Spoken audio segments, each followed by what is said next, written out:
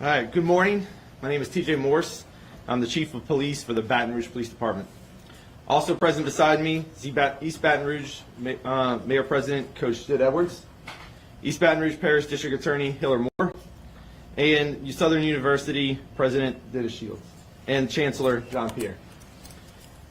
I wish we could all be here under better circumstances, but today we're present to discuss the tragic death of a young man that has gripped the hearts of so many in our community.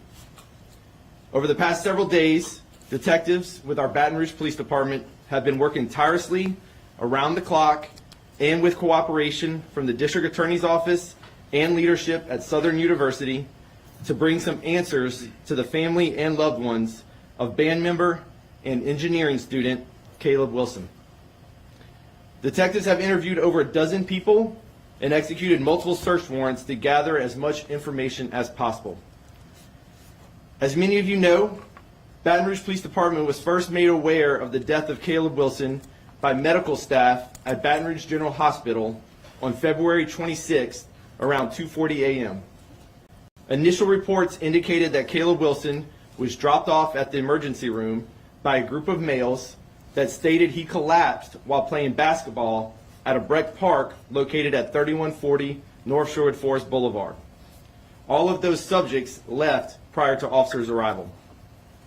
Through diligent efforts during their investigatory process, BRPD detectives uncovered that the location reported initially was not accurate, and that the alleged incident, in fact, occurred at a warehouse located at 3412 Woodcrest Drive.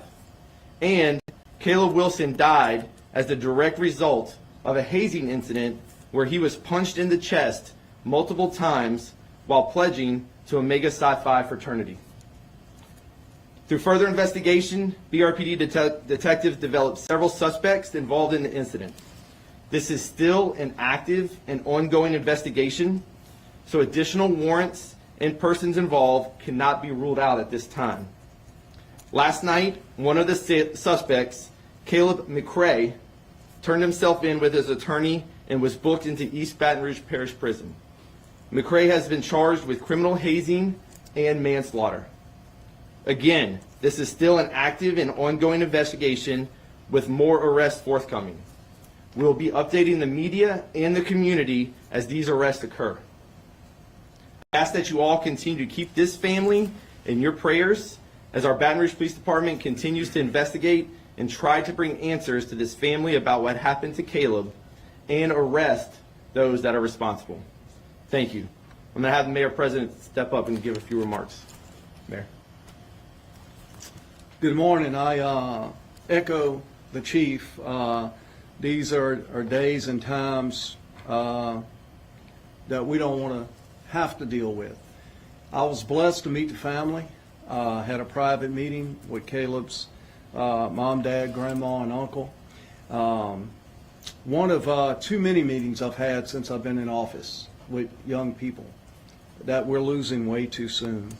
The main message I want to put is from the Mayor's office and the City of Baton Rouge's prayers for the family during this time. I want to thank Southern University, the Chief, the District Attorney, and everyone involved for their hard work. You know, my message to Baton Rouge is we got to do better, Baton Rouge. We got to do better. We feel like sometimes we take one step forward and 2 steps back.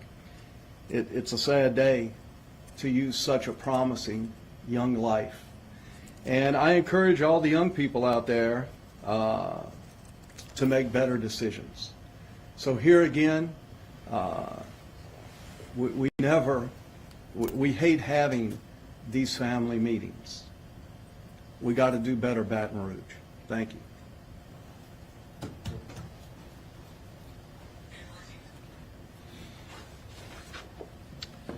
Good morning. I'm Dennis Shields, and I serve as the president of Southern University System. Words cannot express how deeply saddened we are by the loss of our student, Caleb Wilson. Our collective thoughts and prayers continue to be with Caleb's family, friends, classmates, and all who knew and loved him. Southern University is very much appreciative of the efforts of the Baton Rouge Police Department under the leadership of Chief Morse and District Attorney Hilaire Moore, who are working diligently to pursue justice for Caleb.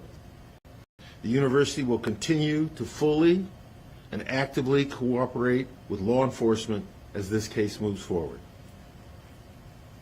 Our internal investigation and code of conduct processes adjudicating these events are ongoing. The Baton Rouge campus chapter of the Omega Psi Phi fraternity has been ordered to cease all activities. As I just noted, student code of conduct, judiciary proceedings are underway. Anyone and any student organization found to be in violation will face prompt disciplinary action. In addition, every campus Greek organization is being informed that no additional membership intake can occur for at minimum the remainder of the academic year. We place the quality of the experience our students have on our campus, and we have high standards for that. And we intend to preserve those standards and act expeditiously to resolve this matter such that nothing like this happens again in the future. Thank you. All right, you can ask your question. I have a question. Chris Nagamoto with Channel 9. Can you guys say how many additional people could potentially be arrested? We're hearing conflicting reports, as many as 3 individuals, possibly more. Do you guys have a number, and how many people are cooperating? Yeah, so let me first say I too have seen a lot of conflicting reports out there, none of which are coming from the Baton Rouge Police Department, so please get all of your news straight from us and wait for our official statements. Right now, we have 2 additional suspects that we are drawing up warrants for and working with their attorneys to turn themselves in later today. As that happens, we will update everyone on those arrests as well. But right now, this is still an ongoing investigation. There may be more suspects, but right now we have 2 that we are drawing up warrants for. Can you talk about the cooperation? You said you guys have interviewed a number of individuals. Were those individuals pledges, or were they actually the individuals doing the hazing? So I'm not going to give any information about the people that we interviewed, but the people that we did interview led us to this point where we were able to get the information to make these arrests. Chris Joseph with Fox 8 down in New Orleans. Can you speak about the decision-making on the charges, perhaps why these aren't second-degree murder charges? Yeah, so good question. In the state of Louisiana, we have 5 degrees of homicide. We have first degree of murder, first-degree homicide, second-degree homicide, manslaughter, negligent homicide, and vehicular homicide. In this case, manslaughter is the most appropriate charge in the state of Louisiana, being that there is no proof that we could come up with a specific intent to kill, but that the death was caused in direct relation to another felony that was being committed during that death, and that felony being the act of criminal hazing. Related to those 2 other potential suspects, or maybe anybody else, do we have any reason to believe more than one individual laid hands on Wilson during the incident? All of that is still pending. Some more questions that are being happened. Like I said, we've done over a dozen interviews. More are coming as we continue to interview people. We might have some more information. We might have further charges on further people. It's kind of a follow-up. Do we know how many people were at the event? We do, but we're not ready to release that right now. Anybody else have any questions? Could you elaborate on how long the delay from the original incident to Caleb actually arriving at the hospital was? Yeah, so that's all part of our investigation and has gone into why we the charges that we have done. Don't have exact timeline that we're ready to release as far as when Caleb first collapsed at this warehouse and then when he arrived at the hospital. All of that is still kind of pending some questions that we're trying to follow up on. What I can say is that at no time did anyone call 911, attempt to call 911, or try to summon an ambulance to the warehouse to give him medical aid. And the second thing, could we know, is there any implication for Todd Smith, the part owner of the warehouse or the incident? Not right now. Yes, ma'am. Are there any charges coming for the individuals that made up the story about the park? So again, all of that is kind of in investigation process. There is no specific statute for lying, right? There are some things that we're looking at as far as maybe obstruction or other things, but that's still things that we're working through as we're gathering some more evidence and continue to investigate and ask questions. How many people can you say might face charges for that? Not sure right now. Has there been a warrant already put out to go search that warehouse, and have there been any civilians put us on to look at, or? Yeah, so one of the warrants that we did conduct was at the warehouse, and this was a week ago, more than a week ago, before anybody else really knew that the warehouse even existed. We had already performed a search warrant and gathered evidence there. What evidence we gathered, again, I'm not ready to discuss, but we were able to get some evidence at the warehouse. Two questions. First question, I'm Andre Chapeau with Unfiltered with Kieran. Yes, sir. First question, what's your message to the other college students out there?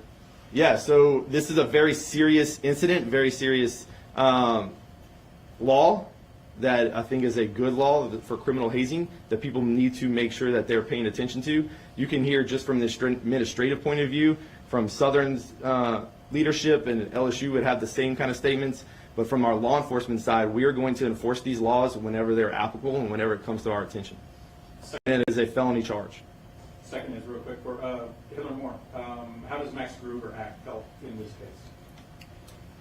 So it's one that we're going to consider because in the Max Gruber law, which is hazing, so it incorporates not only misdemeanor hazing, act of regular hazing, but also when hazing involves a great bodily injury or death. There is a felony component to hazing, and it carries up to 5 years. So that is a potential. However, in this case, at this point, at least one defendant was charged with misdemeanor hazing plus the felony manslaughter. Felony manslaughter is whenever a direct battery or a misdemeanor against the person is committed, and because of that someone dies. That is a punch, and someone dies, it carries up to 40 years. There's also the potential of a negligent homicide. So it really depends on how the facts play out. And so in this case, the potential would be, again, it's ongoing. And, thanks again to the cooperation of Baton Rouge Police, but particularly to Southern University. I've been through a lot of hazing cases before, and I think I've probably had 40 phone calls with Chancellor Pierre in their office providing information to us to give to the police department. That's a very good cooperation. So it's possible, with all the other questions that you guys have asked, this case could go to the grand jury just to see where other things are out there. How did it get formed? Is this the first time it's ever happened? Why at this location? Who knew what? Who reported as quickly as they can?